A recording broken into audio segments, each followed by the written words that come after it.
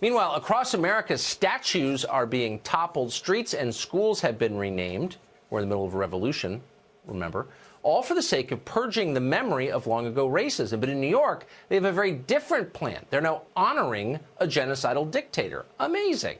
The city council, led by Jumaane Williams, who's a frequent guest on this show. If you watch, you'll know exactly who he is, running for lieutenant governor of New York right now, just voted to rename a street after the Haitian dictator Jean-Jacques Dessalines. In the early 1800s, Dessalines ordered the genocide of all white people on the island. That included men, women, and children. And he did it. It's what he is best known for. New York City apparently finds that impressive, so impressive, they're going to name a street after him. Seth Barron is associate editor of City Journal. He joins us tonight. Seth, thanks a lot for coming on. Did I ever state that? No, I think you were right. I mean, you were right. Welcome to year so what zero. is this about? Exactly. Well, you know, I think it would make perfect sense to have a statue or a street named after Jean-Jacques Dessalines in Port-au-Prince, the Haitian capital. Right. I don't understand why we're doing it in New York City. I mean, there are a number of Haitians here in Brooklyn, yes. Near there. But, this is advocated by the same people, Jumaane Williams and others, who want to tear down the statue of Columbus at Columbus Circle, who want to rename, Stuyvesant High School because Stuyvesant owned slaves. So it's a very extreme kind of measure. I mean, if you recall, a year ago, Jumaane Williams was very much in favor of the Puerto Rican Day Parade honoring Oscar Lopez Rivera. I know you had him on then. Oscar Lopez Rivera yes. was a terrorist who bombed a major historic landmark downtown and killed several people, including a cop.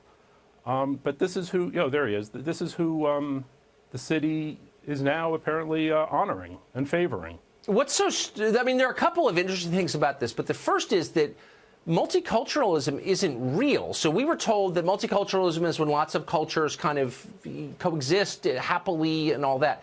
This is really destroying one culture and replacing it with the new, a foreign culture. I mean, that appears to be, we're taking your monuments down and putting ours up. I mean, that's kind of what's going on. Well, I talked to one member of the city council, a Republican, who voted for it, for this street renaming, and he sort of indicated that this was like insurance or a SOPs. This way, this will protect Columbus.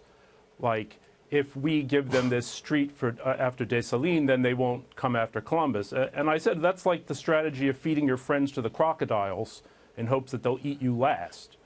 I think that they'll have Dessalines and take Columbus eventually, when they want to, when they're ready. But Columbus discovered America, and this is America, so maybe there's a reason we celebrate Columbus. Dessalines, whatever, I'm sure he had good points in addition to being a genocidal nutcase. Sure. No one is monochromatic, but, like, what does that have to do with America? Well, I mean, nothing, right? History's complicated. History's complicated, and everybody has their mixed, their mixed story. According to Jumaane Williams, Columbus, Jefferson, Washington, it's all arbitrary why they're honored and Dessalines or Mugabe, I guess, aren't. I guess that's next, Mugabe. Yeah. Seth Barron, City Journal. That was a great story. Thank you for that very much. We're going to talk to Jumaane Williams, I think, next week about this.